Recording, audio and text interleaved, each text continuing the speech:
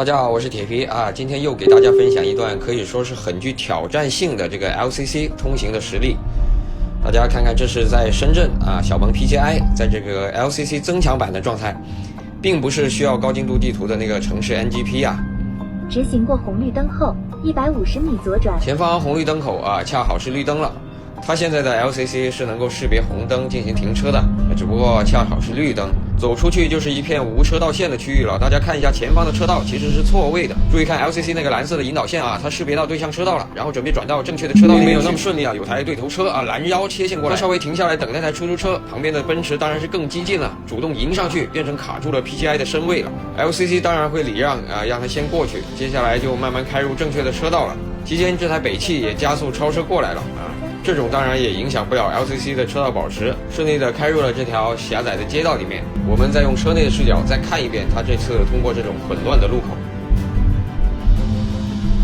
你看识别到对向车道了，好，对头车又过来了，稍微停下来。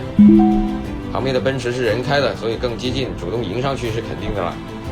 这种路况当然不属于很适合用 LCC 来通行的路况了，倒也不是什么单纯效率问题。在这种路况上，你自己开车其实效率所谓高也高不到哪儿去，只不过道路的这个交通参与者是没有什么固定规律可言的啊，存在一定的风险。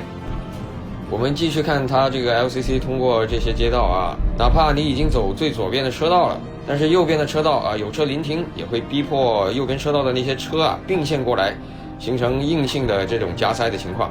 好，这个加塞车刚过去啊 ，PCI 自己想走了，但是有行人啊，这个行人他立刻过马路。我们特写一下啊，这个 SR 这个实时的 BEV 的画面看一下。这里又有临停车了啊！如果人手开车，这种情况下当然不会减速了，而是直接压旁边的那个线，跨车道绕开。但系统开车嘛，它还是能够不压线就不压线，所以通行的空间变得很窄，它速度很慢绕过了这个临停车。在空间足够宽的时候啊，它绕开临停车当然不会减速了，就是直接通过了。好，这里是来到更狭窄一点的街道里面了啊，前面有台车停那个位置，也是因为旁边车道线的限制啊，所以它还是采用不跨线的这种逻辑啊，在车道内慢慢的绕过去。即将绕行。当然我们之前也已经试过啊，如果不跨线不行的话呢，它也是会跨车道去绕行的。大家注意啊，刚才发的这些都是以 LCC 为主的这个视频体验，当然也是属于 PCI 的这种增强版的 LCC 的体验了。本来打算是试一下城市 NGP 的，但是目前完全无图的这种城市 NGP 啊，还没有正式推送，并且因为高德的高精度地图现在只能够覆盖这个城区的主干道跟次干道，这类横街窄巷呢还没有覆盖，所以到了这种街道上啊，只能够用 LCC 了。单纯说这方面的话，目前还是华为的强一点。在深圳的这种路面啊，华为的那个高精度地图就已经覆盖了。不过当你回到这个次干道跟主干道的话呢，这属于有高精度地图覆盖，那么城市 NGP 就会开启了啊。例如这个遇到前面路障绕行的例子，就是在城市 NGP 的状态下。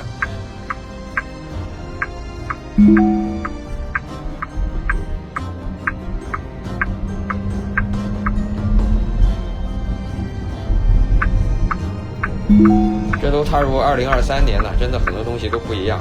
这些天待在屋子里面的电脑面前呢，就是玩这个 Midjourney 的。然后这个视频的封面图其实就是临时用这个 Midjourney 生成的，而出来坐在车里面啊，就用这些程序级别的智驾系统。